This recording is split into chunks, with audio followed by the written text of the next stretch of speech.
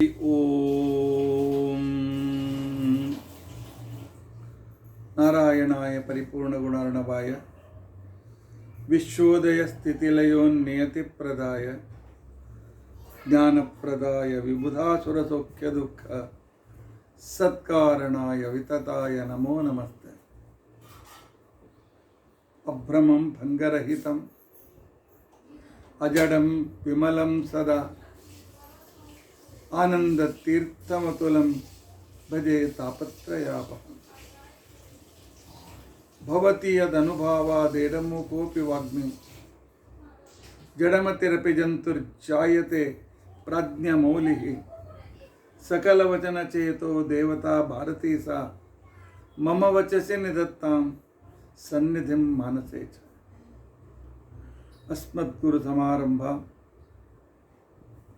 ಟೀಕಾಕೃತ್ಪಾದಮಧ್ಯಗಾಂ ಶ್ರೀಮದಾಚಾರ್ಯಪರ್ಯಂತಾಂ ವಂದೇ ಗುರುಪರಂಪರಾಂ. ವಿದ್ಯಾಯಾಂ ವಿಬುಧಾಚಾರ್ಯಂ ವೇದಜ್ಞಾನಾಬ್ಧಿಚಂದಿರಂ ದುರ್ಮತಧ್ವಾಂತಮಾರ್ತಾಂಡಂ ಸತ್ಯಧ್ಯಾನಮುನಿಂ ಭಜೆ. ಪಂಚಾಶದ್ವರ್ಷಪರ್ಯಂತಂ ಸತತಂ ರಾಮಪೂಜಕಃ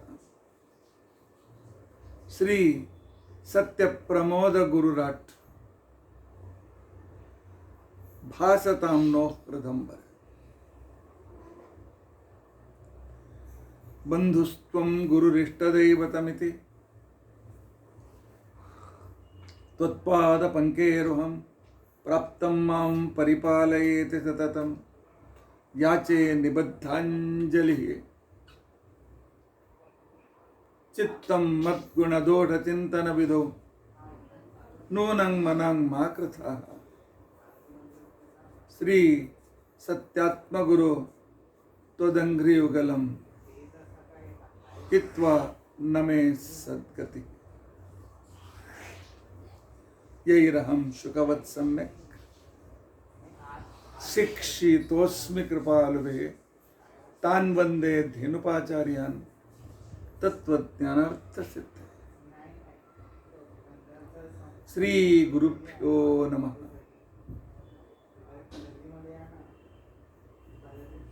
ಹರಿ ಓಂ. ಹರಿ ಓಂ. ಹರಿ ಓಂ. ಸ್ವಸ್ಥಸ್ತು ಅಸೇಢ ಸನ್ಮಂಗಲಾನಿ ಸಂತು. ಶ್ಲೋಕೈಕ ಶ್ರವಣಪಠನ ಮಾತ್ರೇಣ ವಕ್ತುಶ್ಚ ಶ್ರೋತॄಣಾಂ ನಿಖಿಲ ಕಲಿಕೃತ ಕಲ್ಮಷಾಪನೋದನ ಪಟುತರೆ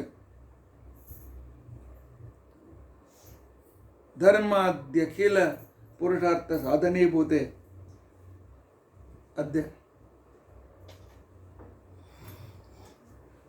ವಿಷ್ಣು ತತ್ವ ನಿರ್ಣಯ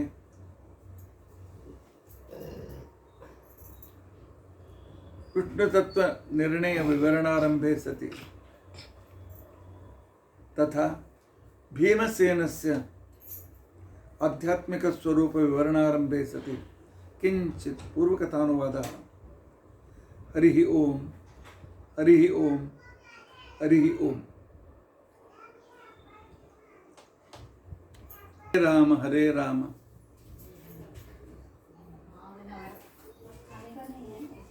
ರಾಮ ರಾಮ ಹರೇ ಹರೇ. ಹರೇ ಕೃಷ್ಣ ಹರೇ ಕೃಷ್ಣ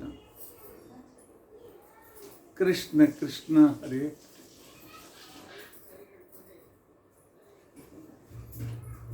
ಹರೇ ರಾಮ ಹರೇ ರಾಮ ರಾಮ ರಾಮ ಹರೇ ಹರೇ.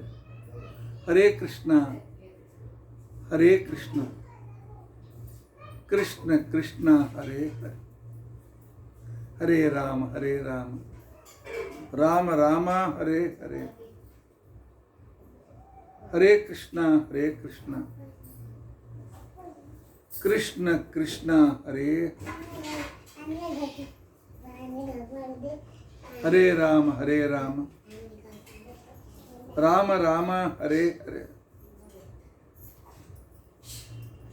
ಹರೇ ಕೃಷ್ಣ ಹರೇ ಕೃಷ್ಣ ಕೃಷ್ಣ ಕೃಷ್ಣ ಹರೇ ಹರೇ. ಶ್ರೀ ಗುರುಭ್ಯೋ ನಮಃ. ಹರಿ ಓಂ ಹರಿ ಓಂ ಹರಿ ಓಂ. ನಾವು ವಿಷ್ಣು ತತ್ವ ನಿರ್ಣಯ ಟೀಕಾಕೃತ್ಪಾದರ ಗ್ರಂಥ ಅತ್ಯಂತ ಮಂಗಲಕರ. ಕಠಿಣವಾದರೂ ನಮ್ಮ ಶ್ರೋತೃಗಳು ಕೇಳ್ತಾರೆ ಅಂತಿಕೊಂಡಂತನ್ನುವ ವಿಶ್ವಾಸ, ಆ ವಿಶ್ವಾಸಕ್ಕನುಸಾರವಾಗಿ 75 ಎಪಿಸೋಡ್ಗಳಾದವು.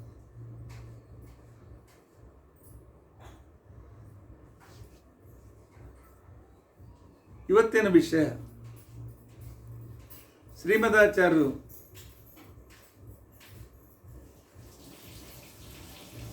ವೇದಗಳು ಪರಮಾತ್ಮನನ್ನೇ ಹೇಳುತ್ತವೆ ಅನ್ನುವ ಒಂದು ಸಿದ್ಧಾಂತವನ್ನು ಮಂಡಿಸಿದರು. ಸದಾಗಮೇಕ ವಿಜ್ಞೇಯಂ ಅಂತ ತಿಳ್ಕೊಂಡಂತೆ. ಅದಕ್ಕೆ ಮೀಮಾಂಸಕರು ಹೇಳ್ತಾರೆ, ನಾವು ವೇದ ಒಪ್ತೇವೆ,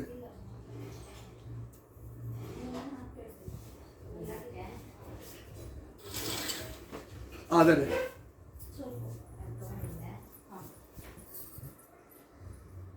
ಸದಾಗಮೇಕ ವಿಜ್ಞೇಯಂ ಒಪ್ಪೋದಿಲ್ಲ. ಯಾಕೆ ಅಂತ ತಿಳ್ಕೊಂಡಂತಂದ್ರೆ, ಜಗತ್ತಿನಲ್ಲಿ ಶಬ್ದಗಳು ವ್ಯವಹಾರಕ್ಕೋಸ್ಕರ ಇವೆ.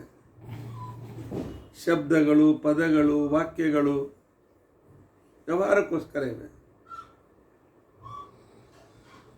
ನಾನು ಓದ್ತಾ ಕೂತ್ಕೊಳ್ತೇನೆ, ನಾನು ಯಾರ ಜೊತೆಗೆ ಮಾತನಾಡಬೇಕಾಗಿದ್ದರೆ ಏನಾದರೂ ಒಂದು ಕೆಲಸ ಇದ್ದರೆ ಮಾತನಾಡ್ತಾನೆ.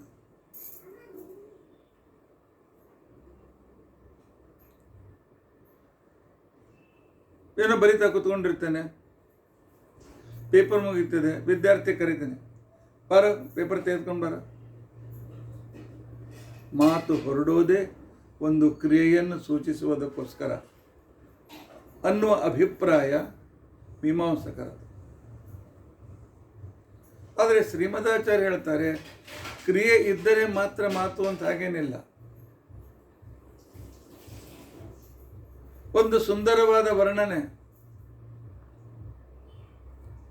ಬರಿದ ಕೂತ್ಕೊಂಡಿದ್ದೆ, ವಿದ್ಯಾರ್ಥಿಗಳನ್ನು ಕರೆದೆ, ವಿದ್ಯಾರ್ಥಿಗಳಿಗೆ ಹೇಳ್ತೇನೆ, ಇವತ್ತು ಭಾಗವತೊಳಗೆ ಪರಮಾತ್ಮನ ವರ್ಣನೆ ಎಷ್ಟು ಚೆನ್ನಾಗಿತ್ತು ಅಂತಕೊಂಡಂತಂದರೆ, ಅವನ ಅಂಗಾಲು ವಜ್ರಾಂಕುಶ ಧ್ವಜ ಸರೋರು ಅಲಾಂಚನಡ್ಯಂ, ಅವರು ಉಟ್ಕೊಂಡಿರ್ತಕ್ಕಂಥ ಪೀತಾಂಬರ ಆನಂದವಾಗಿತ್ತು, ಅದನ್ನು ವ್ಯಕ್ತಪಡಿಸಿದೆ. ಆದ್ದರಿಂದಾಗಿ ಕ್ರಿಯೆ ಇಲ್ಲದೇ ಇದ್ದರೂ ಕೂಡ ಯಾವಾಗ ಅರ್ಥಜ್ಞಾನ ಮೊದಲಾಗಿದೆ, ಆ ಅರ್ಥಜ್ಞಾನಕ್ಕೋಸ್ಕರವೂ ಕೂಡ ಅದು ವ್ಯುತ್ಪತ್ತಿಗೆ ಕಾರಣವಾಗ್ತದೆ. ವ್ಯುತ್ಪತ್ತಿಗೆ ಕಾರಣವಾದದ್ರಿಂದಾಗಿ ಅದು ಕೂಡ ಅದು ಪ್ರಮಾಣವಾಗ್ತದೆ ಅಂತ. ಅದು ವ್ಯುತ್ಪತ್ತಿಗೆ ಕಾರಣವಾಗ್ತದೆ. ವ್ಯುತ್ಪತ್ತಿಗೆ ಕಾರಣವಾದುದರಿಂದ ಅದೇ ರೀತಿಯಾಗಿ ವೇದದ ಪದಗಳು ಅಂತ ತಿಳ್ಕೊಂಡು, ಶಬ್ದಗಳು ಅಂತೇನಿವೆ, ಶಬ್ದಗಳು, ಪದಗಳು ಸಿದ್ಧ ವಸ್ತುವನ್ನು ತಿಳಿಸುವುದಕ್ಕೋಸ್ಕರವೂ ಕೂಡ ಸಮರ್ಥವಾಗುತ್ತವೆ. ಅದಕ್ಕೆ ಇಲ್ಲ, ಮಕ್ಕಳು ಕಲಿಯಬೇಕಾಗಿದ್ದರೆ ಕ್ರಿಯೆ ತೋರಿಸಬೇಕಾಗ್ತದೆ ಅಂತ ಅನ್ನೋದಕ್ಕೋಸ್ಕರ ಶ್ರೀಮದಾಚಾರ್ಯ ಹೇಳಿದರು, ನಾನಮ್ಮ ಇವನಪ್ಪ ಅಂತ ಮಗುವಿಗೆ ಹೇಳ್ಕೊಡುವಾಗ, ನಾ ಅಮ್ಮ ತಿಳಿದುಕೊಳ್ಳಿಕ್ಕೆ ಬೇಕು, ನಾ ಅಪ್ಪ ತಿಳಿದುಕೋಬೇಕು ಅಂತೇಳಿ ನಾನು ಹೇಳೋದಿಲ್ಲ.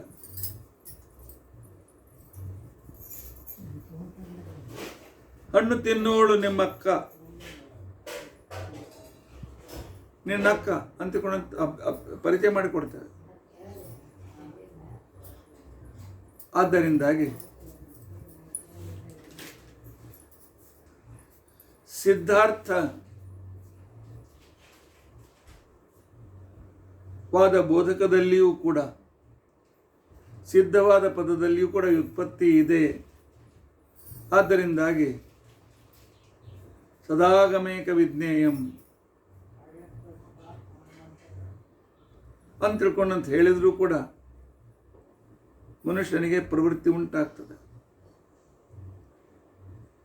ಆಚಾರ್ಯರು ಅದನ್ನು ನಿನ್ನಿನ ದಿವಸ 2 ಕ್ರಮದಿಂದ ತೋರಿಸಿಕೊಟ್ರು.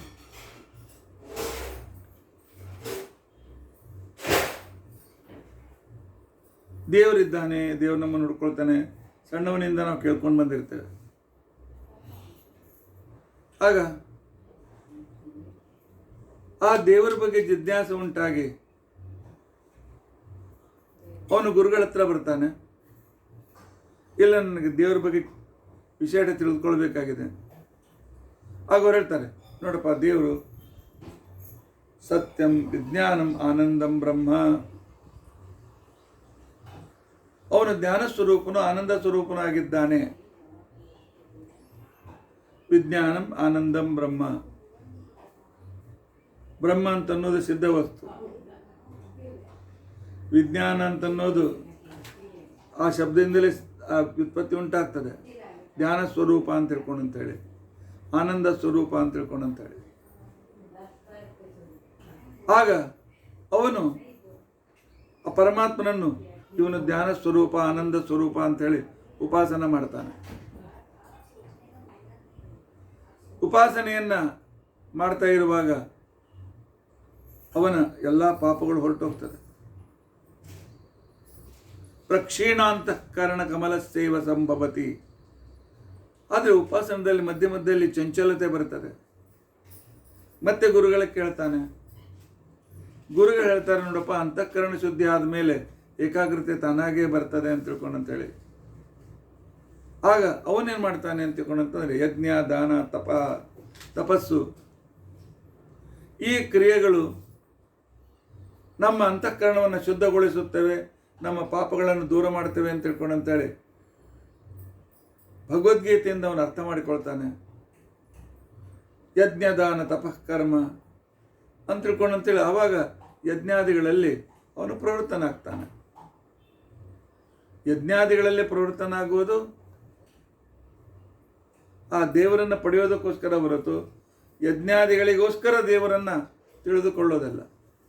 ನೀವು ಹೇಳೋ ಅವರೇನು ಹೇಳ್ತಾರೆ, ದೇವರಿದ್ದಾನೆ, ಯಜ್ಞಕ್ಕೆ ಒಬ್ಬ ಯಜಮಾನ ಯಜ್ಞಕ್ಕೆ ಒಬ್ಬ ಪ್ರತಿಪಾದ್ಯ ಬೇಕು, ಅದಕ್ಕೋಸ್ಕರ ಇದ್ದಾನೆ, ಅವನು ಸೆಕೆಂಡರಿ ಅಂತ ತಿಳ್ಕೊಂಡು ಅಂತ ಹೇಳ್ತಾರೆ. ನಾವು ಹೇಳ್ತೇವೆ ಇವನೇ ಫಸ್ಟು, ಯಜ್ಞಾದಿಗಳು ಸೆಕೆಂಡರಿ. ಆಗ ಮತ್ತೆ ಪುನಃ ಮನಸ್ಸು ಏಕಾಗ್ರವಾದಾಗ ಮತ್ತೆ ಗುರುಗಳ ಹತ್ರ ಬರ್ತಾನೆ. ಗುರುಗಳು ಹೇಳ್ತಾರೆ, ತತ್ವಮಸಿ. ನೋಡಪ್ಪ, ಅವನು ಅನಂತ ಜ್ಞಾನಾನಂದ ಪರಿಪೂರ್ಣ, ನೀನು ಸಾಮಾನ್ಯ ವ್ಯಕ್ತಿ, ಅವನಿಗೂ ನಿನಗೂ ಬಹಳ ಅಂತರ ಇದೆ. ಆ ಪರಮೇಶ್ವರನನ್ನೇ ಪ್ರೀತಿಸು ಅಂತ ತಿಳ್ಕೊಂಡಂತಂದಾಗ ಅವನು ಪ್ರೀತಿಸ್ತಾನೆ, ಪರಮಾತ್ಮ ಸಂತುಷ್ಟನಾಗ್ತಾನೆ. ಆ ನಂತರ ಅವನಿಗೆ ಮೋಕ್ಷವನ್ನು ಕೊಡ್ತಾನೆ. ಈ ರೀತಿಯಾಗಿ ಸಾಮಾನ್ಯವಾಗಿ ತಿಳಿಯಲ್ಪಟ್ಟ ಬ್ರಹ್ಮನನ್ನು ವಿಶೇಷವಾಗಿ ತಿಳಿದುಕೊಳ್ಳಬೇಕಾದಾಗ ಬ್ರಹ್ಮ ಹೀಗಿದ್ದಾನೆ, ಪರಮಾತ್ಮ ಹೀಗಿದ್ದಾನೆ ಅಂತ ತಿಳ್ಕೊಂಡಂತೇಳಿ ವರ್ಣನೆ ಮಾಡುವುದರಿಂದಲೂ ಕೂಡ ಆ ಪರಮಾತ್ಮನ ಬಗ್ಗೆ ಗೊತ್ತಾಗಿ ಆ ಪರಮಾತ್ಮನ ಉಪಾಸನೆಗೆ ತೊಡಗ್ತಾನೆ. ಆದ್ದರಿಂದ ಒಂದು ವಸ್ತುವಿನ ಜ್ಞಾನವಾಗಬೇಕಾಗಿದ್ದರೆ ಆ ಪರಮಾತ್ಮನ ವಿಷಯದಲ್ಲಿ ವ್ಯುತ್ಪತ್ತಿ ಹುಟ್ಟಬೇಕಾಗಿದ್ದರೆ ಕ್ರಿಯಾಜ್ಞಾನವೇ ಪರಮಾತ್ಮನ ತಿಳಿದುಕೊಳ್ಳಬೇಕು ಅನ್ನುವ ಕ್ರಿಯೆಯಿಂದ ನಾನು ಪ್ರವೃತ್ತನಾಗಿದ್ದೇನೆ ಅಂತನ್ನುವ ಭಾವನೆ ಬೇಕಾಗಿಲ್ಲ, ಆ ಕಾನ್ಸೆಪ್ಟ್ ಬೇಕಾಗಿಲ್ಲ ಅಂತನ್ನೋದನ್ನು ತಿಳಿಸಿ ಹೇಳ್ತಾರೆ. ಹೀಗೆ ಯಾವುದನ್ನು ಶಬ್ದ ಮತ್ತು ಅರ್ಥದ ಸಂಬಂಧದಿಂದ ಯಾವುದರ ಬಗ್ಗೆ ನಮಗೆ ಅರ್ಥವಾಗಿದೆ ಅಂತಹ ವಸ್ತುವನ್ನೇ ವೇದ ತಿಳಿಸ್ಲಿಕ್ಕೆ ಹೊರಟಿದೆ. ಅಂಥ ವ್ಯಕ್ತಿ ಪರಮಾತ್ಮ. ಆ ಪರಮಾತ್ಮನನ್ನೇ ವೇದ ಬಹಳ ವಿಸ್ತಾರವಾಗಿ ತಿಳಿಸಿಕೊಡ್ತದೆ. ಅದಕ್ಕೋಸ್ಕರ ಸಂಪೂರ್ಣ ವೇದಗಳಿಂದ ಪರಮಾತ್ಮನೇ ಮುಖ್ಯವಾಗಿ ವರ್ಣಿಸಲ್ಪಡ್ತಾನೆ ಅಂತನ್ನುವ ಸಿದ್ಧಾಂತವನ್ನು ಮಂಡಿಸಿದ ನಂತರ ಮೀಮಾಂಸಕರು ಮತ್ತೊಂದು ತಕರಾರು ತೆಗೆದ್ದಾರೆ. ಇಲ್ಲ, ಸಿದ್ಧ ಅರ್ಥದಿಂದ ಅಥವಾ ಸಿದ್ಧ ವಸ್ತುವಿನಲ್ಲಿ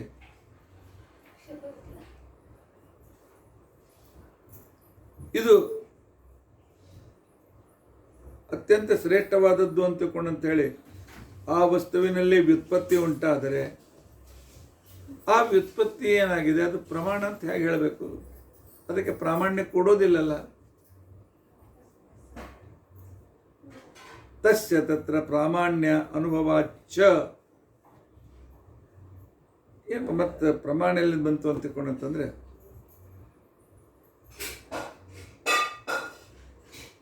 ಮೀಮಾಂಸಕರ ಪ್ರಕಾರ ಬೇರೆ ಪ್ರಮಾಣದಿಂದ ಯಾವ ವಸ್ತು ಸಿದ್ಧ ಆಗಿದೆ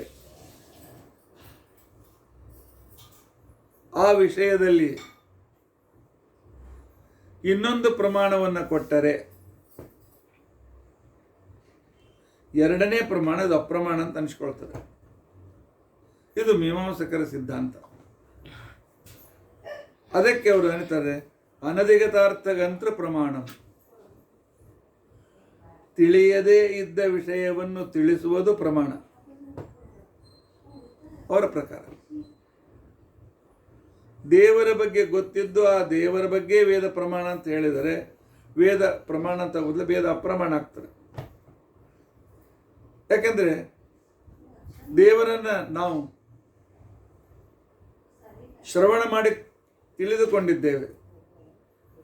ಕೃಷ್ಣ ಅಂತಿಕೊಂಡಂತಂದ್ರೆ ಅವನ ಅವತಾರ ತೆಗೆದುಕೊಂಡಿರ್ತಕ್ಕ ಮೂಲ ರೂಪಿಯಾದ ಕೃಷ್ಣನೇ ಕೃಷ್ಣ ರೂಪದ ಅವತಾರ ತೆಗೆದುಕೊಂಡಿದ್ದಾನೆ ಅಂತನ್ನುವ ಶ್ರವಣದಿಂದ ನಮಗೆ ಸಿದ್ಧನಾಗಿದ್ದಾನೆ. ಆ ಸಿದ್ಧನಾಗಿರ್ತಕ್ಕಂಥ ಪರಮಾತ್ಮನ ವಿಷಯದಲ್ಲಿ ಮತ್ತೆ ಅವನು ವೇದದಿಂದಲೂ ಸಿದ್ಧನಾಗಿದ್ದಾನೆ ಅಂತ ಹೇಳಲಿಕ್ಕೆ ಹೊರಟ್ರೆ ಎರಡನೇ ಪ್ರಮಾಣವಾದದ್ದು ಅಪ್ರಮಾಣವಾಗ್ತದೆ. ಆದ್ದರಿಂದಾಗಿ ಆವಾಗ ವೇದ ಪ್ರಾಮಾಣ್ಯ ಹೇಗೆ?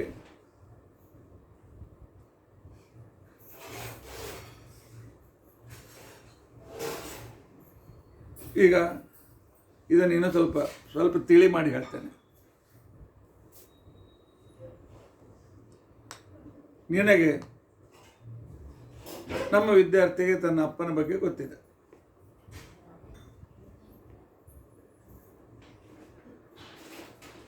ಅವರಪ್ಪ ಮತ್ತೆ ನಮ್ಮ ವಿದ್ಯಾಪೀಠಕ್ಕೆ ಬಂದಾಗ ಆಗ ಅವನಿಗೆ ನಾನು, ನೋಡಪ್ಪ ಇವ ನಿಮ್ಮಪ್ಪ, ಇವನೇ ನಿನ್ನಲ್ಲಿ ಇಟ್ಟಾನ ಅಂತ ಹೇಳಿ ಅವನನ್ನು ನಾನು ನಿನ್ನ ತಂದು ಇಟ್ಟವನು ಅವನೇ, ಅದಕ್ಕೆ ನೋಡು ಅದು ನಿಮ್ಮಪ್ಪ ಅಂತಕೊಂಡು ಇನ್ನೊಮ್ಮೆ ಅವನನ್ನು ನಾನು ಪ್ರಮಾಣ ಕೊಟ್ಟು ಹೇಳಲಿಕ್ಕೆ ಹೋದರೆ ನಾನು ಎರಡನೇ ಪ್ರಮಾಣಕ್ಕೆ ಅರ್ಥ ಇಲ್ಲ. ಯಾಕೆ ಅದು ಸಿದ್ಧ ಆಗಿಬಿಟ್ಟಿದೆ. ಅದ್ರ ಸಲುವಾಗಿ ಮತ್ತೆ ಮಾತಾಡಬೇಕು ಅಂತ ಹೇಳ್ತಾ ಅವನು ತಪ್ಪನ್ನು ಸಿದ್ಧ ಆಗ್ಯದ ಅದು ಹೇಳುವ ಅವಶ್ಯಕತೆ ಇಲ್ಲ. ಹಾಗೆ ವೇದ ಸಿದ್ಧವಾದ ಪರಮಾತ್ಮನ ಬಗ್ಗೆ ಹೇಳ್ತಿದ್ರೆ ವೇದ ಬೇಕ್ಯಾಕೆ? ಇಲ್ಲಿಯವರೆಗೂ ಯಾವುದನ್ನ ಬಗ್ಗೆ ನಮಗೆ ಗೊತ್ತಿಲ್ಲ ಅದರ ಬಗ್ಗೆ ಹೇಳಿದರೆ ಆಗ ಆ ವೇದಕ್ಕೆ ಒಂದು ವಿಶೇಷತೆ ಇದೆ.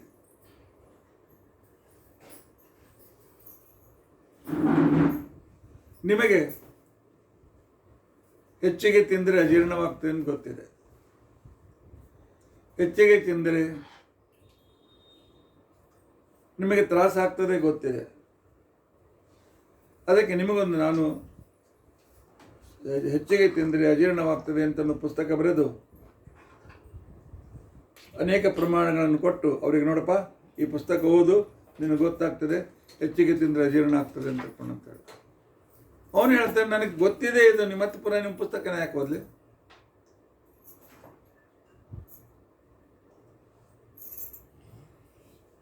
ಆದ್ದರಿಂದಾಗಿ ಸಿದ್ಧನಾದ ಪರಮಾತ್ಮನ ಬಗ್ಗೆ, ಸಿದ್ಧನಾದ ನಾರಾಯಣನ ಬಗ್ಗೆ ವೇದ ಪ್ರಮಾಣ ಇದೆ ಅಂತ ಹೇಳೋದು ಅಪ್ರಮಾಣವಾಗ್ತದೆ.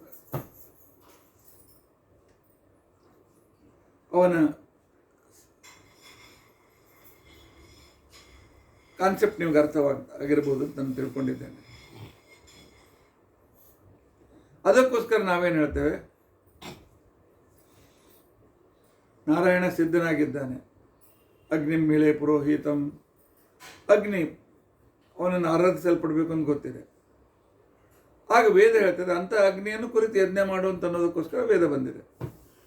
ಅದನ್ನ ಕುರಿತು ಯಜ್ಞ ಮಾಡುವಂತ ಅನ್ನೋದು ಗೊತ್ತಿರಲಿಲ್ಲ, ಈಗ ಗೊತ್ತಾಯಿತು.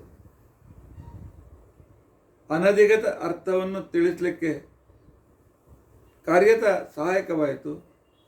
ಆದ್ದರಿಂದಾಗಿ ವೇದಗಳು ಕಾರ್ಯತಾಪರವಾಗಿವೆ ಅಂತ ತಿಳಿದಾಗಲೇ ಅದರ ಪ್ರಾಮಾಣ್ಯ ಬರ್ತದೆ, ಹೊರತು ಇಲ್ಲದೆ ಇದ್ರೆ ಬರೋದಿಲ್ಲ.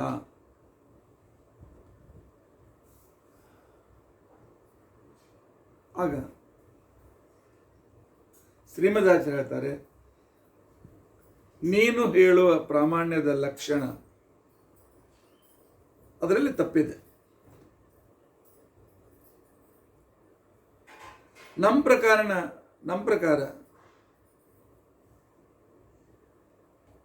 ಪ್ರಾಮಾಣ್ಯ ಅಂತ ತಿಳ್ಕೊಂಡಂತಂದ್ರೆ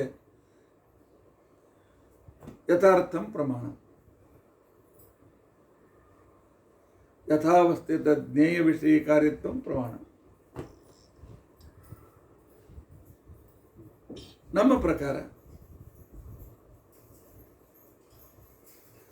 ಯಾವುದು ಹೇಗಿದೆ ಅದನ್ನು ಆ ರೀತಿಯಾಗಿ ತಿಳಿದುಕೊಳ್ಳಬೇಕು.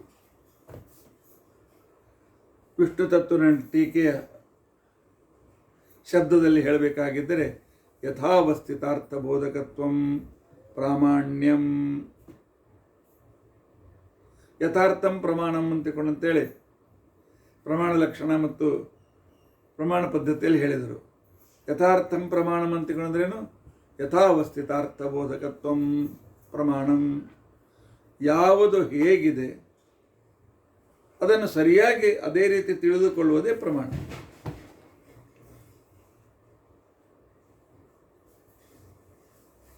ತಚ್ಚ ಕೇವಲ ಸಿದ್ಧೇಯರ್ಥೆ, ಅವಾಗ ಸಿದ್ಧನಾಗಿರ್ತಕ್ಕಂಥ ಪರಮಾತ್ಮನ ಬಗ್ಗೆ ಮತ್ತೆ ಹೆಚ್ಚಿನ ವಾಕ್ಯಗಳಿಂದ ಅವನ ಬಗ್ಗೆ ಒಂದು ವಿಶೇಷ ತಿಳಿದುಕೊಳ್ಳಿಕ್ಕೆ ಅನುಕೂಲವಾಗ್ತದೆ. ಯಾಕೆ? ಪ್ರತ್ಯಕ್ಷದಿಂದ ಅಯಂ ಘಟಃ ಅಂತ ತಿಳ್ಕೊಂಡಂತೇಳಿ ಸಿದ್ಧವಾಗಿದೆ. ಆಗ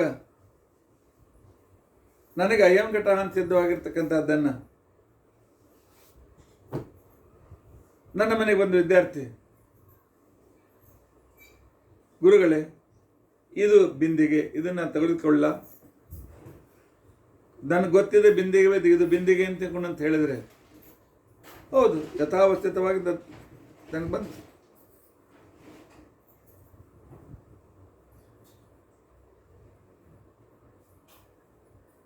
ನಿನ್ನೆ ಒಂದು ನಾನು ಪುಸ್ತಕ ನೋಡಿದ್ದೆ, ಆ ಪುಸ್ತಕ ಶಿಷ್ಯನಿಗೆ ಕೊಟ್ಟಿದ್ದೆ, ಪುಸ್ತಕ ತೆಗೆದುಕೊ ಅಂತ ತಿಳ್ಕೊಂಡಂತ ಹೇಳಿದ್ದೆ. ಮರುದಿವಸ ಹೇಳ್ತೇನೆ ಅದೇ ಪುಸ್ತಕ ತೆಗೆದುಕೊಂಡು ಬಾ ಅಂತ ತಿಳ್ಕೊಂಡ. ಆ ಪುಸ್ತಕ ಸಿದ್ಧ ಆಗಿದೆ, ಅದು ಕೂಡ ಅದೇ ಪುಸ್ತಕ ಅಂತ ಹೇಳಿದ್ರೆ ಅಪ್ರಮಾಣ ಆಯ್ತಾ? ಅದು ಅಪ್ರಮಾಣವಾಗೋದಿಲ್ಲ.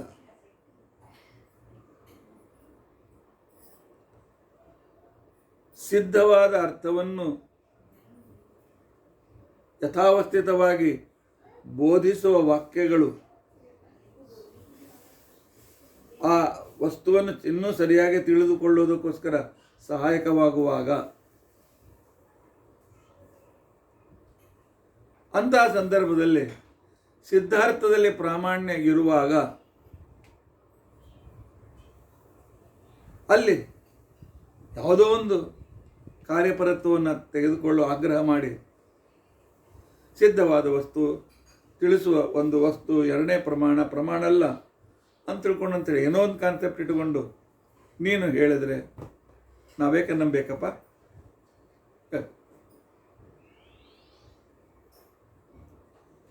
ಸ್ವಾಮಿಗಳ ಮೇಲೆ ವಿಶ್ವಾಸ ಇಡಿ, ಅವರು ಶಾಪಾನುಗ್ರಹ ಸಮರ್ಥರು ಅಂತ ತಿಳ್ಕೊಂಡಂತೇಳಿ ನಿನ್ನಿನ ದಿವಸ ನಾನು ಇಂಟ್ರೊಡಕ್ಷನ್ ಮಾಡುವಾಗ ಹೇಳಿದ್ದೆ.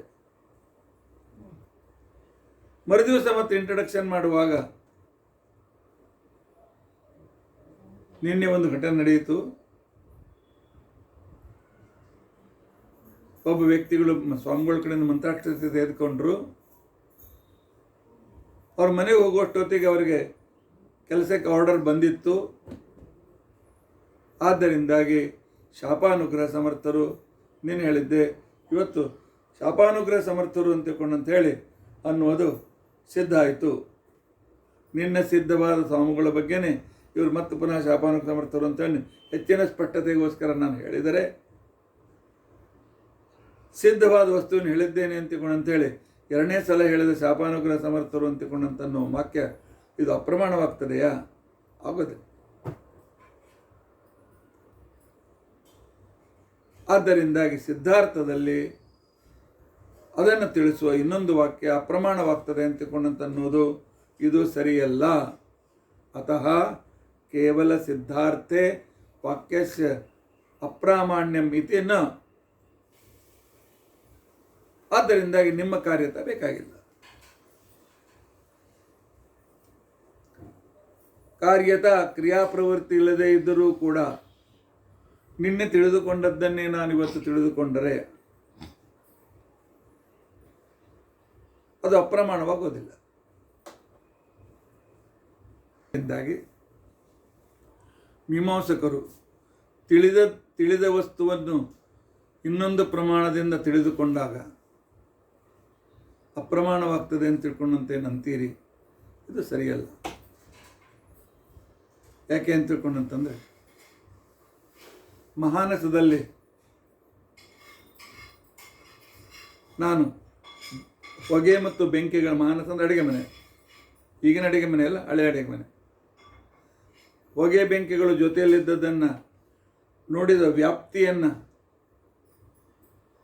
ಪರ್ವತದಲ್ಲಿದ್ದ ಧೂಮವನ್ನು ನೋಡಿ, ಮತ್ತೆ ಇಲ್ಲಿ ಪರ್ವತ ವನ್ಯಮಾನ್ ಧೂಮಾತ್, ಮತ್ತು ಅದೇ ವ್ಯಾಪ್ತಿಯನ್ನು ನಾನು ಇಲ್ಲಿ ಅನುಮಾನದಿಂದ ತಿಳಿದುಕೊಂಡರೆ ಅದು ಅಪ್ರಮಾಣವೇ? ನಿಮ್ಮ ಪರಿಭಾಷೆಯ ಪ್ರಕಾರ ಅಪ್ರಮಾಣ. ಯಾಕೆ? ಅನಧಿಗತ ಅರ್ಥಗಂತರೂ ಆಗಲಿಲ್ಲ, ಅಧಿಗತ ಅರ್ಥಗಂತರೂ ಆಯಿತು. ಪ್ರತ್ಯಕ್ಷದಿಂದ ತಿಳಿದದ್ದನ್ನು ಈಗ ಅನುಮಾನದಿಂದ ತಿಳಿದುಕೊಳ್ತೇನೆ.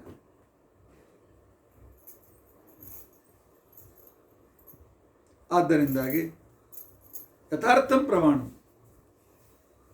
ನಿನ್ನೆ ಹೊಗೆ ಮತ್ತು ಬೆಂಕಿಗಳ ಸಾಹಚರ್ಯವನ್ನು ಕಂಡಿದ್ದೆ, ಇವತ್ತು ಕೂಡ ಯಥಾವಸ್ಥಿತವಾಗಿ ಅದರ ಸಾಹಚರ್ಯವನ್ನು ನಾನು ಅನುಮಾನ ಮಾಡ್ತೇನೆ. ಆದ್ದರಿಂದಾಗಿ ಮೀಮಾಂಸಕರ ನಿಮ್ಮ ವಿಚಾರ ಅಂತ ತಿಳ್ಕೊಂಡಂತೇನಿದೆ ಇದು ಸರಿಯಲ್ಲ. ಆದ್ದರಿಂದಾಗಿ ನಮಗೆ ಶ್ರವಣ ಮನನಗಳಿಂದ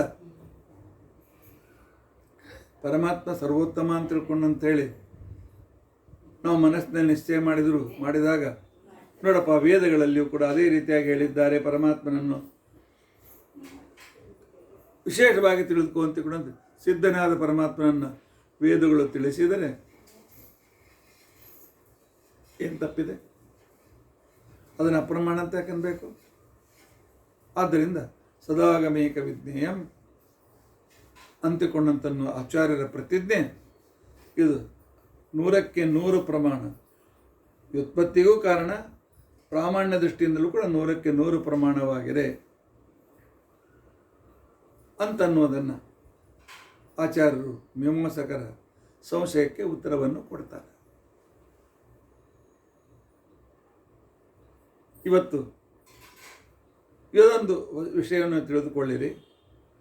ಮೀಮಾಂಸಕರ ತಿಳಿದ ವಸ್ತುವನ್ನು ತಿಳಿಸುವ ಇನ್ನೊಂದು ಪ್ರಮಾಣ ಅಂತನ್ನುವ ಅನಧಿಗತ ಅರ್ಥಗಂತೃ ಪ್ರಮಾಣ ಅಂತಕೊಂಡಂಥವರ ಪ್ರಾಮಾಣ್ಯದ ಲಕ್ಷಣವೇ ತಪ್ಪಿದೆ. ನಮ್ಮ ಪ್ರಕಾರ ಯಥಾರ್ಥಂ ಪ್ರಮಾಣಂ ಯಥಾವಸ್ಥಿತಾರ್ಥ ಬೋಧಕತ್ವಂ ಪ್ರಮಾಣಂ ಬೋಧಕತ್ವಂ ತಸ್ಯ ಪ್ರಾಮಾಣ್ಯಂ ಅಂತನ್ನುವ ವಿಚಾರವೇ ಸರಿ. ತಿಳಿದದ್ದನ್ನು ಇನ್ನೂ ಸರಿಯಾಗಿ ಸ್ಪಷ್ಟವಾಗಿ ತಿಳಿದುಕೊಳ್ಳುವುದು ಇದು ಅಪ್ರಮಾಣ ಅಂತ ಆಗೋದಿಲ್ಲ, ಪ್ರಮಾಣವೇ ಆಗ್ತದೆ. ಆದ್ದರಿಂದ ಪರಮಾತ್ಮನನ್ನೇ ವೇದಗಳು ತಿಳಿಸುತ್ತವೆ ಅಂತಕೊಂಡಂತನ್ನುವ ಸದಾಗಮೇಕ ವಿಜ್ಞೇಯಂ ಅನ್ನುವ ಆಚಾರ್ಯರ ಮಾತು ಶತಸಹ ಸತ್ಯ. ಟೀಕಾಕೃತ್ಪಾದರ ವಿಚಾರ ಸರಣಿ ನೋಡಿದರೆ ಇನ್ನೊಬ್ಬರ ಪರಿಭಾಷೆಯನ್ನು ಇಟ್ಟುಕೊಂಡು ನಿಮ್ಮ ಪರಿಭಾಷೆಯ ಪ್ರಕಾರ ಹೊರಟ್ರೆ ವೇದ ಅಪ್ರಾಮಾಣ್ಯ ಆಗ್ತದಪ್ಪ, ನಮ್ಮ ಪರಿಭಾಷೆಯ ಅನುಕಾಲವಾಗಿ ನೀವು ಮುಂದುವರೆದರೆ ವೇದ ಪ್ರಾಮಾಣ್ಯವಾಗ್ತದೆ, ನೀವು ಕೂಡ ವೇದ ಪ್ರಾಮಾಣ್ಯವಾದಿಗಳು ಅಂತ ಸಮಾಧಾನ ಮಾಡಿದ್ದಾರೆ. ಇದರ ಮೇಲೆ ಮತ್ತೆ ಮೀಮಾಂಸಕರು ಮತ್ತೆ ಸಂಶಯ ತೆಗಿತಾರೆ. ಅದಕ್ಕೂ ಕೂಡ ಶ್ರೀಮದಾಚಾರ್ಯರು ಉತ್ತರ ಕೊಡ್ತಾರೆ. ಅದನ್ನು ಸಮರ್ಪಕವಾಗಿ ನಮಗೆ ತಿಳಿಸಿ ಹೇಳ್ತಾರೆ ಟೀಕಾಕೃತ್ಪಾದರು. ಇನ್ನು ಮುಂದಿನ ವಿಷಯದ ಆನಂದವನ್ನು ನಾವು ನಾಳೆ ತಿಳಿದುಕೊಳ್ಳಿಕ್ಕೆ ಪ್ರಯತ್ನಿಸೋಣ. ಹೀಗೆ ಮತ್ತೆ ನಾವು ಪುನಃ ಬರೋಣ. ಭೀಮಸೇನ ದೇವರ ಆ ವಂದನ ಭಕ್ತಿಯ ಪ್ರತಿರೂಪರು ಭೀಮಸೇನ ದೇವರು. ನೀನು ಸರ್ವೋತ್ತಮ, ನೀನು ಶ್ರೇಷ್ಠ, ನಾನು ಅತ್ಯಂತ ಕನಿಷ್ಠ. ಸ್ವ ಅವಧಿಕ ನನ್ನ ಶ್ರೇಷ್ಠತೆಯ ಸೀಮೆ ಮುಗಿದ ನಂತರ ಇರುವ ಅದಕ್ಕಿಂತಲೂ ಹೆಚ್ಚಿನ ಶ್ರೇಷ್ಠತೆ ಇರುವವನು ನೀನು ಅಂತ ತಿಳ್ಕೊಂಡಂತನ್ನುವ ತಿಳಿದುಕೊಳ್ಳಬೇಕೆಯೇ ಇದು ನಮಸ್ಕಾರ. ಸ್ವಾವಧಿಕ ಉತ್ಕೃಷ್ಟತ್ವ ಪ್ರಕಾರಕ ಜ್ಞಾನಾನುಕೂಲ ವ್ಯಾಪಾರ ಅಂತ ತಿಳ್ಕೊಂಡಂತನ್ನುವುದೇ ಇದು ವಂದನ ಭಕ್ತಿಯಪ್ಪ. ವಂದನ ಭಕ್ತಿಯಲ್ಲಿ ಭೀಮಸೇನ ಎಂದಿಗೂ ತಪ್ಪಲಿಲ್ಲ, ಶ್ರೀಕೃಷ್ಣನ ಮೇಲೆ ಎಂದಿಗೂ ಸಂಶಯ ಪಡಲಿಲ್ಲ. ದ್ರೌಪದಿಯು ಕೂಡ ಶ್ರೀಕೃಷ್ಣನ ಮೇಲೆ ಸಂಶಯವನ್ನು ವ್ಯಕ್ತಪಡಿಸಲಿಲ್ಲ. ಆದ್ದರಿಂದ ಇವರಿಬ್ಬರು ಗಂಡ ಹೆಂಡತಿ ವಂದನ ಭಕ್ತಿಯ ಸಾಕ್ಷಾತ್ ಜೀವಂತ ಉದಾಹರಣೆಗಳು. ಜ್ವಲಂತ ಉದಾಹರಣ ಅಂತ ಕರಿತೇವೆ, ಜೀವಂತ ಉದಾಹರಣ ಅಂತ ಕರಿತೇವೆ, ಸ್ಪಷ್ಟ ಉದಾಹರಣ ಅಂತ ತಿಳ್ಕೊಂಡಂತೇಳಿ ಕರೀತೇವೆ. ಉಳಿದವರು ಭೀಮ ದ್ರೌಪದಿಯರನ್ನು ಬಿಟ್ಟು ಉಳಿದವರು ಪರಮಾತ್ಮನ ವಿಷಯದಲ್ಲಿ ಸಂಶಯವನ್ನು ವ್ಯಕ್ತಪಡಿಸಿದ್ದಾರೆ. ಅದನ್ನು ನಾನು ನಿನ್ನೆ ಕೆಲವು ಉದಾಹರಣೆಗಳನ್ನು ನಿಮಗೆ ಹೇಳಿದೆ. ಆ ಉದಾಹರಣೆಗಳಲ್ಲಿ ನಿನ್ನೆ ಹೇಳಿದ್ದು ಬಲರಾಮ ಸ್ಯಮಂತಕಮಣಿಯ ಸಂದರ್ಭದಲ್ಲಿ ಕೃಷ್ಣ ಮುಚ್ಚಿಟ್ಟುಕೊಂಡು ನನಗೆ ಸುಳ್ಳು ಹೇಳ್ತಾ ಇದ್ದಾನೆ ಅಂತ ತಿಳ್ಕೊಂಡಂತೇಳಿ ಕೃಷ್ಣನ ಮೇಲೆ ಸಂಶಯ ವ್ಯಕ್ತಪಡಿಸಿದ ಸಾಕ್ಷಾತ್ ಶೇಷದೇವರು, ಪರಮಾತ್ಮನ ಶುಕ್ಲಕೇಶ ಆವೇಶದಿಂದ ಯುಕ್ತನಾದಂಥ ವ್ಯಕ್ತಿ ಪರಮಾತ್ಮನ ಮೇಲೆ ಸಂಶಯ ವ್ಯಕ್ತಪಡಿಸಿದ.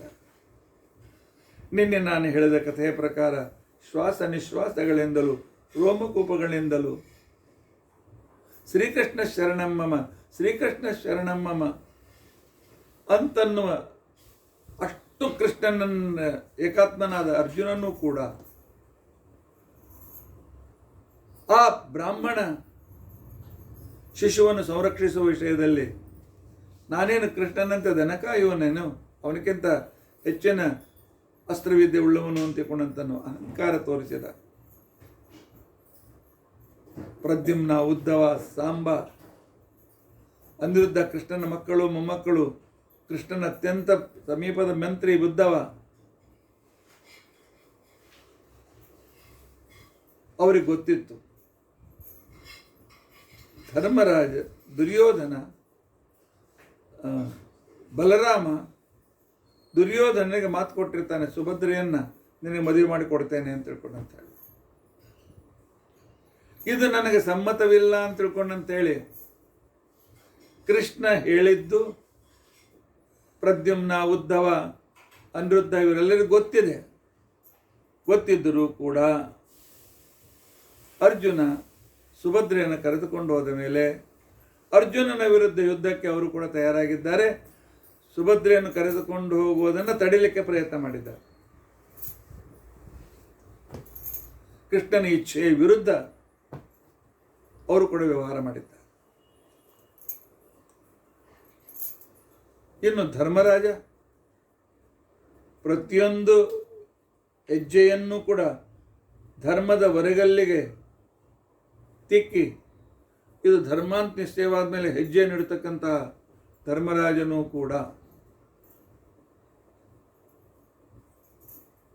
ಕೃಷ್ಣ ಅಪೂರ್ಣ ಸಾಮಾನ್ಯ ಮನುಷ್ಯ ಅಂತ ತಿಳ್ಕೊಳ್ತಾನೆ. ಜರಾಸಂಧನನ್ನು ಕೊಲ್ಲುವುದಕ್ಕೋಸ್ಕರ ಯಾವಾಗ ಭೀಮಾರ್ಜುನರನ್ನು ತನ್ನ ಜೊತೆಯಲ್ಲಿ ಕರೆದುಕೊಂಡು ಹೋಗ್ತಾನೆ ಶ್ರೀಕೃಷ್ಣ. ಆಗ ಧರ್ಮರಾಜ ಹೇಳ್ತಾನೆ, ಕೃಷ್ಣ 18 ಸಲ ಸೋತಿಯೇ ಅವನನ್ನು ಕೊಲ್ಲಿಕ್ಕಾಗಿಲ್ಲಪ್ಪ. ಈಗ ನನ್ನ ತಮ್ಮಂದ್ರನ್ನು ಕರೆದುಕೊಂಡು ಹೋಗಿ ಯಾಕೆ ಇವರನ್ನು ಬಲಿ ಕೊಡ್ತೀಯೋ? ಇವ್ರು ನನ್ನ 2 ಕಣ್ಣಿದ್ದಾಗಪ್ಪ, ಇವ್ರು ಹೋದರೆ ನಾನು ರಾಜ್ಯನ ಆಸೆ ಎಲ್ಲ ಬಿಟ್ಬಿಡೋಕ್ಕಾಗ್ತದೆ ಅಂತೇಳಿ ಕೃಷ್ಣನ ಅನುಗ್ರಹದ ಸಾಮರ್ಥ್ಯದ ಬಗ್ಗೆ ಸಂಶಯವನ್ನು ವ್ಯಕ್ತಪಡಿಸಿದವ ಧರ್ಮರಾಜ. ಆದ್ದರಿಂದಾಗಿ ಅವನು ತಪ್ಪು ಮಾಡಿದ. ಪರಮಾತ್ಮ ಸರ್ವೋತ್ತಮ ಅಂತಿಕೊಂಡಂತನ್ನೋದನ್ನು ಒಂದು ಕ್ಷಣ ಮರೆತ. ಆದರೆ ಇಂಥ ಸಣ್ಣ ತಪ್ಪು ಭೀಮ ಮತ್ತು ದ್ರೌಪದಿಗಳಿಂದ ಆಗಿಲ್ಲ. ಬಂಧನಂ ಶಂಕಮಾನೋಪಿ ಕೃಷ್ಣಸ್ಯ ವಿದುರೋಪಿತು ಕೌರವೇವ ಸಭಾಮಧ್ಯೆ ನಾವತಾರಂ ಅರೋಚಯತ. ಇನ್ನು ವಿದುರ ಪರಮ ಕೃಷ್ಣ ಭಕ್ತ. ಅವನ ಭಕ್ತಿಯನ್ನು ಮೆಚ್ಚಿ ಶ್ರೀಕೃಷ್ಣ ದುರ್ಯೋಧನನು ಮಾಡಿಸಿದ 64 ತರಹದ ಪಂಚಪಕ್ವಾನ್ನ ಊಟವನ್ನು ಬಿಟ್ಟು ವಿದುರನ ಮನೆಯ ಗಂಜಿ ಅನ್ನವನ್ನು ತಿನ್ನೋದಕ್ಕೋಸ್ಕರ ಕೃಷ್ಣ ಬಂದ. ಅಷ್ಟು ಕೃಷ್ಣನಿಗೆ ಬೇಕಾದವನು ವಿದುರ. ಆದರೆ ಪರಮಾತ್ಮನ ಸರ್ವೋತ್ತಮತ್ವದ ಬಗ್ಗೆ ಅವನು ಸಂಶಯ ವ್ಯಕ್ತಪಡಿಸಿದ. ಊಟ ಆಯಿತು. ಕೃಷ್ಣ ಹೇಳ್ದ, ಇನ್ನು ರಾಜ್ಯಸಭೆಗೆ ಹೋಗಬೇಕು ಅಂತ ತಿಳ್ಕೊಂಡು ಅಂತೇಳಿ ವಿದುರ ಬಂದು ಹೇಳ್ತಾನೆ, ಈಗ ನಂಗೆ ಗುಪ್ತಚಾರಿನ ಗೊತ್ತಾಗಿದೆ, ನೀನು ಸಭೆಗೆ ಹೋದರೆ ದುರ್ಯೋಧನ ನಿನ್ನ ಕಟ್ಟಿ ಹಾಕ್ತಾರೆ ಅಂತ ತಿಳ್ಕೊಂಡು ಅಂತೇಳಿ ನನಗೆ ಸುದ್ದಿ ಬಂದಿದೆ. ಅದಕ್ಕೋಸ್ಕರ ಭೀಮ ನನ್ನ ಹಿಂದಿನ ಬಾಗಿಲಿನಿಂದ ಹೋದರೆ ಎಡಕ್ಕೆ ಒಂದು ಕಾಲ್ದಾರಿ ಸಿಗ್ತದೆ, ಅಲ್ಲಿಂದ ಸೀದಾ ಹೋಗು, ಅದು ಗಂಗಾ ನದಿ ತೀರಕ್ಕೆ ಹೋಗ್ತದೆ. ಆ ಹಾದಿ ಯಾರಿಗೂ ಗೊತ್ತಿಲ್ಲ. ಅಲ್ಲಿ ನನ್ನ ನೌಕೆ ತಯಾರಿದೆ, ಅದರಲ್ಲಿ ಕೂತ್ಕೊಂಡು ಹೋಗ್ಬಿಡು ವಿಪಪ್ಪಲಾವ ನಗರಕ್ಕೆ ಅಂತ ತಿಳ್ಕೊಂಡು. ಕೃಷ್ಣ ಅಂದ, ಇದನ್ನು ನನ್ನ ಮೇಲೆ ನಿನಗೆ ಸಂಶಯವೇನೋ? ನನ್ನನ್ನು ಇವ್ರು ಕಟ್ಟಿ ಹಾಕ್ಲಿಕ್ಕೆ ಸಾಧ್ಯದ ಏನೋ? ವಿಶ್ವರೂಪಿಯಾಗಿರ್ತಕ್ಕಂಥ ನನ್ನನ್ನು ಯಾರು ಕಟ್ಟಿ ಹಾಕ್ತಾರಪ್ಪ? ನಾನು ಹೋಗಿ ಆ ದುರ್ಯೋಧನಾದಿಗಳ ದುಷ್ಟತನ ಜಗತ್ತಿಗೆ ತೋರಿಸಿ ಬರ್ತೇನೆ ಅಂತ ತಿಳ್ಕೊಂಡಂತೇಳಿ ಕೃಷ್ಣ ಸಭೆಗೆ ಬರ್ತಾನೆ. ವಿದುರ ಕೃಷ್ಣನ ಸಾಮರ್ಥ್ಯದ ಬಗ್ಗೆ ಸಂಶಯ ವ್ಯಕ್ತಪಡಿಸ್ತಾನೆ. ವಿದುರನಂಥ ಮಹಾನ್ ವ್ಯಕ್ತಿಯೂ ಕೂಡ ತಪ್ಪಿದ. ಭೀಮ ದ್ರೌಪದಿಯರು ತಪ್ಪಲಿಲ್ಲ. ಬಂಧನಂ ಶಂಕಮಾನೋಪಿ ಕೃಷ್ಣಸ್ಯ ವಿದುರೋಪಿತು ಕೌರವೇಯ ಸಭಾಮಧ್ಯೆ ನ ಅವತಾರಂ ಅರೋಚಯತ. ಇನ್ನು ನಕುಲ ದಿಗ್ವಿಜಯಕ್ಕೆ ಹೋದದ್ದು ಪೂರ್ವ ದಿಕ್ಕಿಗೆ.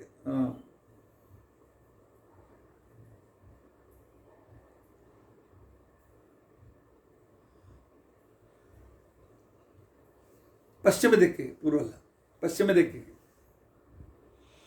ಪಶ್ಚಿಮ ದಿಕ್ಕಿನಲ್ಲಿ ಬರ್ತದೆ ದ್ವಾರಕೆ.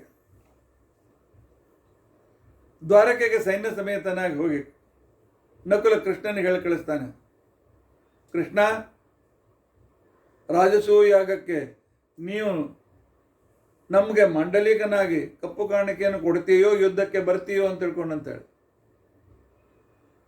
ಕೃಷ್ಣನಿಗೆ ಚಾಲೆಂಜ್ ಕೊಡ್ತಾನೆ ನಕುಲ. ಕೃಷ್ಣ ಬಂದವನು ಕಿವಿ ಹಿಂಡಿ ಹೇಳ್ತಾನೆ, ನನ್ನನ್ನು ಗೆಲ್ತೀಯ ನೀನು? ನಮ್ಮವರು ಬರ್ತೇನೆ, ಬೇಕಾದ ಸಂಪತ್ತು ತೊಗೊಂಡು ಬರ್ತೇನೆ ಅಂತ ಹೇಳಿ ಕಳಿಸ್ತಾನೆ.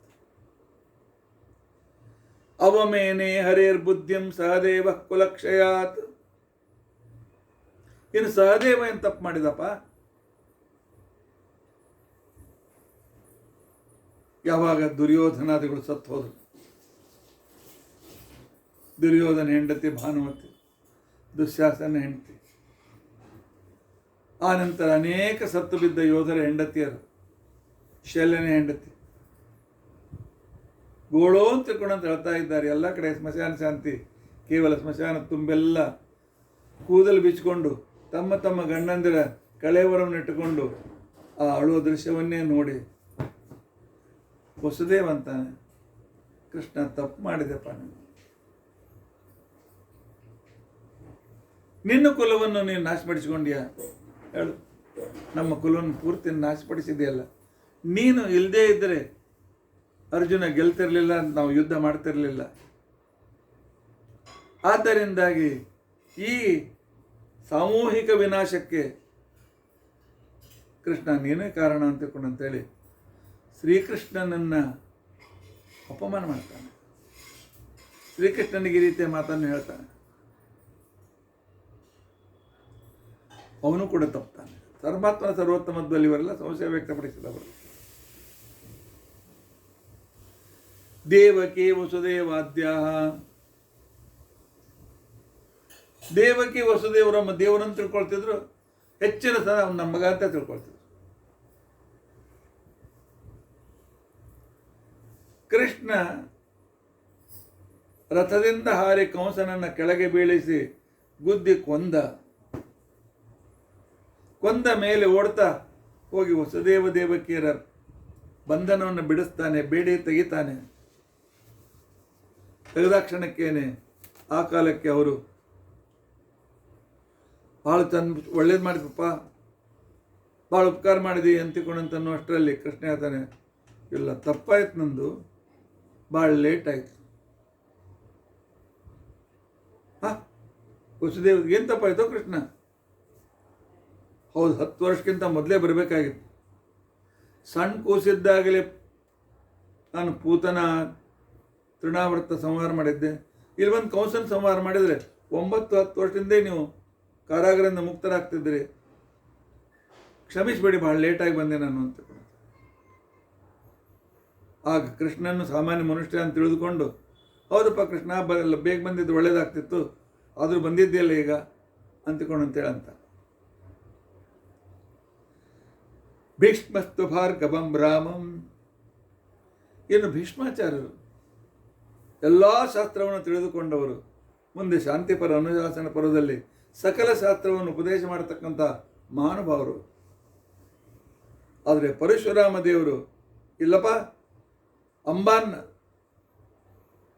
ಜೀವನಕ್ಕೆ ಅನಾನುಕೂಲ ಮಾಡಿದವನು ನೀನೇ, ನೀನೇ ಅಪಾರ ಮಾಡಿಕೊಂಡು ಬಂದವನು. ಮದುವೆ ಮಾಡಿಕೊಳ್ಳದೆ ಯುದ್ಧಕ್ಕೆ ತಯಾರಾಗುವಂತಂದಾಗ ಪರಮಾತ್ಮನ ವಿರುದ್ಧ ಯುದ್ಧಕ್ಕೆ ತಯಾರಾಗ್ತಾನೆ, ಸಿದ್ಧನಾಗ್ತಾನೆ. ಪರಮಾತ್ಮನ ಮೇಲೆ ಅಸ್ತ್ರ ಪ್ರಯೋಗ ಮಾಡಲಿಕ್ಕೆ ತಯಾರಾಗ್ತಾನೆ ಭೀಮಸೇನ. ಹೀಗಾಗಿ ಭೀಮಸೇನೂ ಕೂಡ ಭೀಷ್ಮಾಚಾರ್ಯರು ಕೂಡ ಪರಮಾತ್ಮನ ವಿಷಯದಲ್ಲಿ ಸಂಶಯ ವ್ಯಕ್ತಪಡಿಸಿದ್ದಾರೆ. ಇವರೆಲ್ಲರ ವಂದನ ಭಕ್ತಿಯಲ್ಲಿ ಒಂದು ಸ್ವಲ್ಪ ನ್ಯೂನತೆ ಇದೆ. ಪರಮಾತ್ಮನ ಭೀಮಸೇನ ದೇವರ ಭಕ್ತಿಯಲ್ಲಿ ಸ್ವಲ್ಪ ಕೂಡ ನ್ಯೂನತೆ ಇಲ್ಲ ಅಂತ ತಿಳ್ಕೊಂಡಿದ್ದಾರೆ. ದ್ರೋಣಾಚಾರ್ಯರು,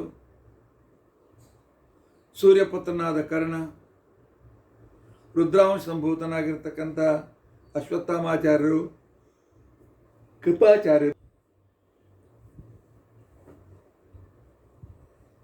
ಇವರು ಕೃಷ್ಣನು ಇಲ್ಲದಂತೆ ಮಾಡ್ತೇವೆ ಅಂತ ತಿಳ್ಕೊಂಡಂತ ಹೇಳಿ ಯುದ್ಧಕ್ಕೆ ಸನ್ನದ್ಧರಾದರು. ದುರ್ಯೋಧನ ಪ್ರತಿಜ್ಞೆ ಮಾಡುತ್ತಾನೆ ಯುದ್ಧ ಪೂರ್ವದಲ್ಲಿ ಎಲ್ಲರ ಕಡೆಯಿಂದ, ನಿಮ್ಗೆಲ್ಲರ ಉದ್ದೇಶ ಒಂದೇ, ಜಗತ್ತಿನಲ್ಲಿ ಪಾಂಡವರು ಮತ್ತು ಶ್ರೀಕೃಷ್ಣ ಇರಬಾರದು. ಅಪಾಂಡವಂ ಅಕೃಷ್ಣಂ ಭೂಮಿಂ ಅಂತಕೊಂಡದಕ್ಕೆ ಅನುಮೋದನೆ ಮಾಡಿದ್ದಾರೆ ದ್ರೋಣ, ಕೃಪಾಚಾರ್ಯ, ಕರ್ಣ ಮೊದಲಾದವರು. ಅಂದರೆ ದೇವರಿಲ್ಲದಂತೆ ಮಾಡ್ತೇವೆ ಅಂತ ತಿಳ್ಕೊಂಡಂತೇಳಿ ಅನ್ನುವ ತಪ್ಪನ್ನು ಅವರು ಮಾಡಿದ್ದಾರೆ. ಅಷ್ಟೇ ಅಲ್ಲ, ದೇವಾ ಶಿವಾದ್ಯಾಪಿ, ರುದ್ರದೇವರು ನನ್ನ ವಿರುದ್ಧ ಕೆಲವು ಸಲ ತಮ್ಮ ಅಭಿಪ್ರಾಯ ವ್ಯಕ್ತಪಡಿಸ್ತಾರೆ.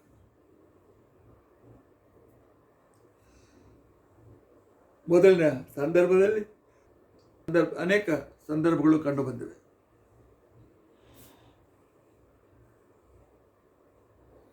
ಯಾವಾಗ ಶ್ರೀಕೃಷ್ಣ ಬಾಣಾಸುರನ ಮೇಲೆ ಯುದ್ಧವನ್ನು ಮಾಡ್ತಾನೆ, ಬಾಣಾಸುರನ ಆಕ್ರಮಣ ಮಾಡ್ತಾನೆ, ಬಾಣಾಸುರ ನನ್ನ ಶಿಷ್ಯ, ಕೃಷ್ಣ ಇವನನ್ನು ಕೊಲ್ಲಿಕ್ಕೆ ಬಂದಿದ್ದಾನೆ ಅಂತೇಳಿ ಬಾಣಾಸುರನ ಪಕ್ಷಕ್ಕೆ ನಿಂತುಕೊಂಡು ಕೃಷ್ಣನ ವಿರುದ್ಧ ಯುದ್ಧ ಮಾಡಿದವರು ರುದ್ರದೇವರು.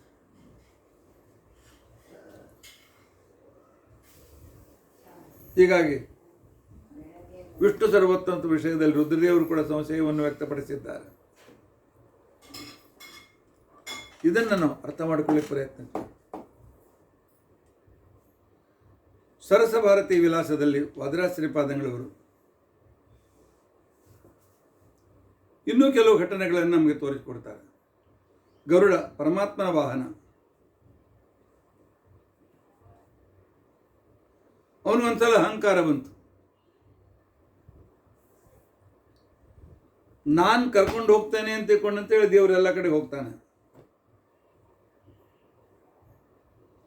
ದೇವರನ್ನ ಒತ್ತುಕೊಳ್ತಕ್ಕಂಥ ಮಹಾ ಸಾಮರ್ಥ್ಯ ನನಗಿದೆ ಅಂತ ಅವನಿಗೆ ಅಹಂಕಾರ ಬಂತು. ಒಂದ್ಸಲ ಪರಮಾತ್ಮ ಅವನ ಮೇಲೆ ಕುಳಿತುಕೊಂಡಾಗ ಇಷ್ಟು ಭಾರ ಆದ್ನಲ್ಲ, ಗರುಡನ್ ತಡೆದುಕೊಳ್ಳಿಕ್ಕಾಗಲಿಲ್ಲ. ಆಗ ಕೃಷ್ಣ ಸಹಿತವಾಗಿ ನೆಲಕ್ಕೆ ಬಂದ್ಬಿಟ್ಟಿದ್ದಾನೆ, ಕೂತ್ಕೊಳ್ಳಿಕ್ಕಾಗಲ್ಲ ಅಂತ ತಿಳ್ಕೊಂಡಂತೇಳಿ. ಕೃಷ್ಣ ಅವನನ್ನು ಹಾಗೆ ಬಿಟ್ಟು ಹೋದರೆ ಕಾಗೆಗಳು ಗರುಡನಿಗೆ ಆಕ್ರಮಣ ಮಾಡಿ ಅವನನ್ನು ಪೀಡಿಸಿವೆ. ಅಂದರೆ ಪರಮಾತ್ಮನ ಸರ್ವೋತ್ತಮತ್ವ ವಿಷಯದಲ್ಲಿ ಬಿಟ್ಟು ನಾನೇ ಬಲಿಷ್ಠ ಅಂತ ತಿಳ್ಕೊಂಡಂತ ಅಹಂಕಾರ ಮಾಡಿದ್ರು ಕೂಡ ಪರಮಾತ್ಮ ಗರುಡನು ಕೂಡ ತಪ್ಪು ಮಾಡಿದ್ದಾರೆ. ಇನ್ನು ದುರ್ವಾಸ ಋಷಿಗಳು ಮಹಾಜ್ಞಾನಿಗಳು, ಸಾಕ್ಷಾತ್ ರುದ್ರಾಂಶ ಸಂಭೂತರು. ಅವರು ಅಂಬರೀಷನ ಸಂದರ್ಭದಲ್ಲಿ ಪರಮಾತ್ಮನ ವಿಷಯದಲ್ಲಿ ಅವನ ಸುದರ್ಶನ ಚಕ್ರಕ್ಕೆ ವಿರುದ್ಧವಾದ ವ್ಯವಹಾರವನ್ನು ಅವರಲ್ಲಿ ಮಾಡಿ ತೋರಿಸಿದ್ದಾರೆ ಅಂತ ತಿಳ್ಕೊಂಡಂತಿದ್ದಾರೆ. ರುದ್ರದೇವರು ರಾಮಚಂದ್ರ ರಾವಣನನ್ನು ಯಾವಾಗ ಸಂಹಾರ ಮಾಡಿದ, ಆಗ ನನ್ನ ಭಕ್ತನನ್ನು ಸಂಹಾರ ಮಾಡಿದೆ ಅಂತ ತಿಳ್ಕೊಂಡಂತೇಳಿ ರುದ್ರದೇವರು ಪರಮಾತ್ಮನ ವಿರುದ್ಧ ಯುದ್ಧಕ್ಕೆ ನಿಲ್ತಾರೆ.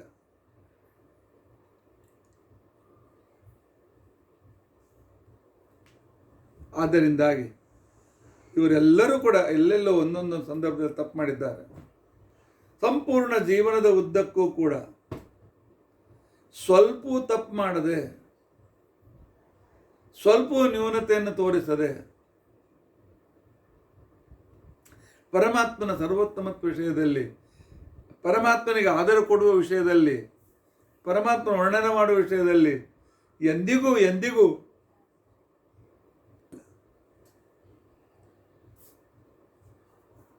ಆದ್ದರಿಂದಾಗಿ ಭೀಮಸೇನ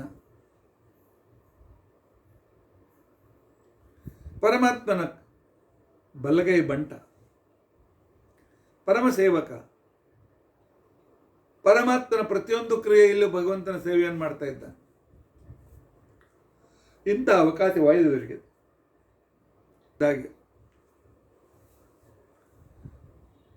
ಪರಶುಕ್ಲತ್ರಯರಲ್ಲಿ ಬರತಕ್ಕಂಥ ಭೀಮ ದ್ರೌಪದಿಯರು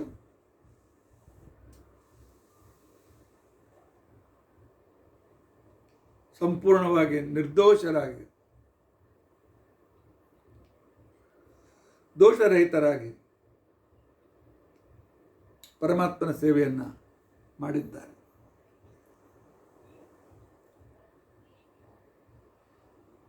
ಇಷ್ಟೆಲ್ಲ ಘಟನೆ ಇಲ್ಲ ಯಾಕೆ ಹೇಳಿಕ್ಕೆ ಪ್ರಯತ್ನ ಮಾಡಿದ್ರಿ ಅಂತ ತಿಳ್ಕೊಂಡಂತಂದ್ರೆ, ಅದಕ್ಕೋಸ್ಕರ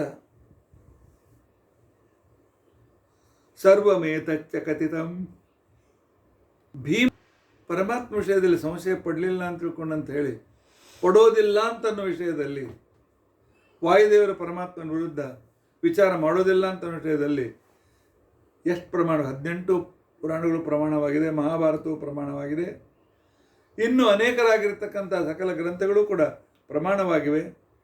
ಭೀಮಸೇನ ದೇವರು ಪರಮಾತ್ಮನ ಅತ್ಯಂತ ಪ್ರಿಯರು, ಅವರ ಶಕ್ತಿ ಅಸೀಮಿತ ಅನ್ನುವುದನ್ನು ಈ ಸಂದರ್ಭದಿಂದ ನಾವು ಅರ್ಥ ಮಾಡಿಕೊಳ್ಳಬೇಕು. ಹರಿ ಸರ್ವೋತ್ತಮತ್ವದ ಜೊತೆಯಲ್ಲಿ ವಾಯು ಜೀವೋತ್ತಮತ್ವದ ಜ್ಞಾನವೂ ಕೂಡ ನಮಗೆ ಅನಿವಾರ್ಯವಾಗ್ತದೆ.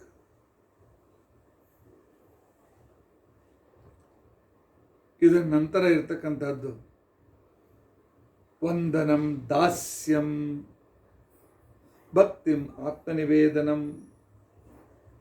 ಈ ರೀತಿಯಾಗಿರ್ತಕ್ಕಂಥ 10 ಭೀಮಸೇನದೇವರ ಗುಣಗಳನ್ನು ಆಚಾರ್ಯರು ನಮಗೆ ಕೊಟ್ಟಿದ್ದಾರೆ, ತಿಳಿಸಿಕೊಟ್ಟಿದ್ದಾರೆ. ಅವರ ಮಾತಿನಿಂದಲೇ ಪರಮಾತ್ಮನ ಶ್ರೇಷ್ಠತ್ವವನ್ನು ನಾವು ಅರ್ಥ ಮಾಡಿಕೊಳ್ಳುವುದಕ್ಕೋಸ್ಕರ ಸಮರ್ಥರಾಗ್ತೇವೆ. ಹೀಗೆ ತನ್ನ ಜೀವನದಲ್ಲಿ ಒಂದೂ ತಪ್ಪನ್ನು ಮಾಡದ ಭೀಮಸೇನ ಪರಮಾತ್ಮನ ವಂದನ ಭಕ್ತಿಗೆ ಜ್ವಲಂತವಾದಂತಹ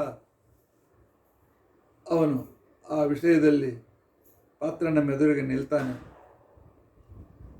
ಅಂತ ಅನ್ನೋದನ್ನು ಪ್ರತಿಯೊಬ್ಬರು ತಿಳಿದುಕೊಳ್ಳಕ್ಕೆ ಪ್ರಯತ್ನಿಸಬೇಕು. ಪರಮಾತ್ಮನ ಸರ್ವೋತ್ತಮತ್ವದಲ್ಲಿ ಸಮಸ್ಯೆ ಪಡುವ ಅವಶ್ಯಕತೆ ಇಲ್ಲ, ಮಾಡಲೂಬಾರದು. ಇದನ್ನು ನಾವು ತಪ್ಪದೇ ಅರ್ಥ ಮಾಡಿಕೊಳ್ಳಬೇಕು. ಇತಿ ಅದ್ಯ ಕಥಾ ಪ್ರಸಕ್ತಿ. ಇಷ್ಟು ವಿಷಯ ಭೀಮ ಪರಮಾತ್ಮನ ವಿರುದ್ಧ ಎಂದಿಗೂ ಹೋಗುವುದಿಲ್ಲ ಅಂತನ್ನೋ ವಿಷಯವನ್ನು ಅನೇಕ ಉದಾಹರಣೆಗಳಿಂದ ತಿಳಿದುಕೊಳ್ತಾ ಇದ್ದೀರಿ.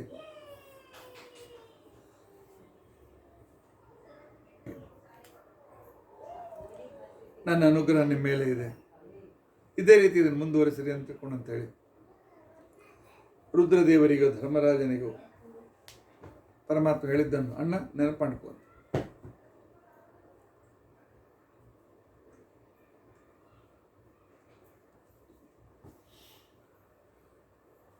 ವಂದನ ಭಕ್ತಿ, ದಾಸ್ಯ ಭಕ್ತಿ. ದಾಸ್ಯ ಭಕ್ತಿಗೆ ಭೀಮ ಹೇಗೆ ಪ್ರತಿನಿಧಿ ಅಂತಿಕೊಂಡಂತ ಅನ್ನೋದನ್ನು ನಾವು ನಾಳಿನ ದಿವಸ ತಿಳಿದುಕೊಳ್ಳಿಕ್ಕೆ ಪ್ರಯತ್ನಿಸೋಣ. ಇತಿ ಅದ್ಯ ಕಥಾ ಪ್ರಸಕ್ತಿ. ಹರೇ ರಾಮ ಹರೇ ರಾಮ ರಾಮ ರಾಮ ಹರೇ ಹರೇ, ಹರೇ ಕೃಷ್ಣ ಕೃಷ್ಣ ಕೃಷ್ಣ ಹರೇ ಹರೇ. ಉಗ್ರಂ ವೀರಂ ಮಹಾವಿಷ್ಣು ಜ್ವಲಂತಂ ಸರ್ವತೋಮುಖಂ ನೃಸಿಂಹಂ ಭೀಷಣಂ ಭದ್ರಂ ಮೃತ್ಯುಂ ನಮಾಮ್ಯ. ಅಕ್ಷಯಂ ಕರ್ಮಯಸ್ಮಿನ್ ಪರೇ ಸ್ವರ್ಪಿತಂ ಪ್ರಕ್ಷಯಂ ಯಾಂತಿ ದುಃಖಾನಿ ಅನ್ನಾಮತಃ. ಅಕ್ಷರೋ ಯೋಜರ ಸರ್ವದೇವಾಮೃತ ಕುಕ್ಷಯಂ ಯಸ್ಯ ವಿಶ್ವಂ ಸದಾಜಾಧಿಕಂ ಪ್ರೀಣಯಾಮೋ ವಾಸುದೇವಂ ದೇವತಾ ಮಂಡಲ ಖಂಡಮಂಡಲ. ಶ್ರೀಕೃಷ್ಣ.